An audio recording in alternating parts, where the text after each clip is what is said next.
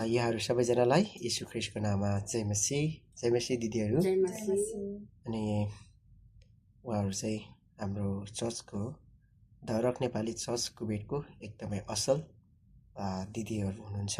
अनि तपाईहरुलाई एकदमै धन्यवाद भन्दछौँ। विशेष गरिकन आजको सेवा सङ्गति पछाडि फेरि पनि हामी एकसाथ प्रभुमा समय बिताउने मौका मिल्यो र विशेष गरी हाम्रो धर्मय दिदीलाई सोध्न चाहन्छु, आजको दिन तपाईँलाई कस्तो लाग्यो भन्नुहोस् त। मलाई धेरै खुसी लाग्यो। अनि सबैसँग भेट्न पाउँदा सबैसँग रमाउन पायो। धेरैभन्दा धेरै हर्ष र खुसी छाएको छ। अनि त्यसमाथि धेरैभन्दा धेरै खुसी छु। तपाईँ एकदमै खुसी हुनुहुन्छ है। अनि अरू बेलामा म खुसी नभए पनि परमेश्वरले हामीलाई खुसी बनाउनु भयो। परमेश्वरलाई धन्यवाद। धन्यवाद दिदी। अनि हजुर, आजको सेवा पछाडि फेरि पनि हामी एउटामा भेला हुन पाउनु, सँगै रहन पाउनु, अनि कस्तो लाग्यो भन्नुहोस् त।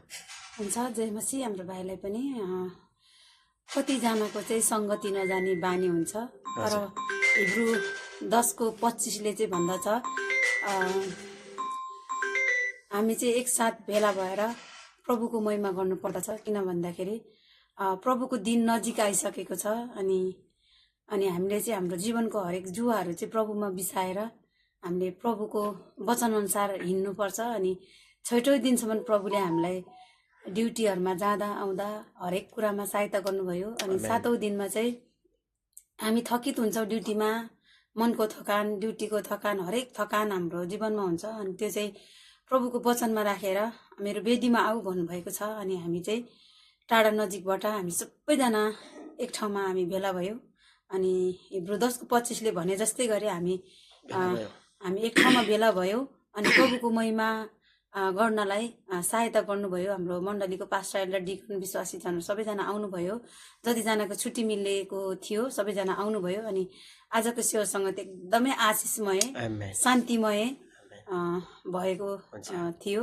एकदमै बाइबल कलेजबाट पनि आशिषमय भएको छ। धन्यवाद प्रभुलाई। भाइ, अनि आज तपाईँले भन्नुहोस् त, आज तपाईँलाई कस्तो लाग्यो? आजको सेवा सङ्गति पछाडि फेरि पनि हामी भेटघाट भयो, कस्तो लाग्यो तपाईँले भन्नुहोस् त। आज सेवा सङ्गति धेरै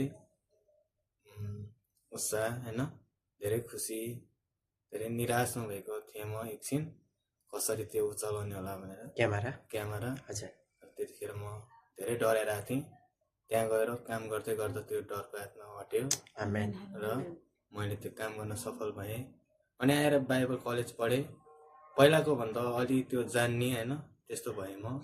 र हामी एकचोटि घुमेर फेरि आएर यहीँ चर्च अफिसमा छौँ। धन्यवाद। जय मसीह। प्रभुलाई धन्यवाद एकदमै आजको सेवामा। अनि आजको फेरि पनि घुमफिरिकन फेरि यहाँ आइकन मिठो खाना भोजन गरिकन छुट्न लागेका छौँ।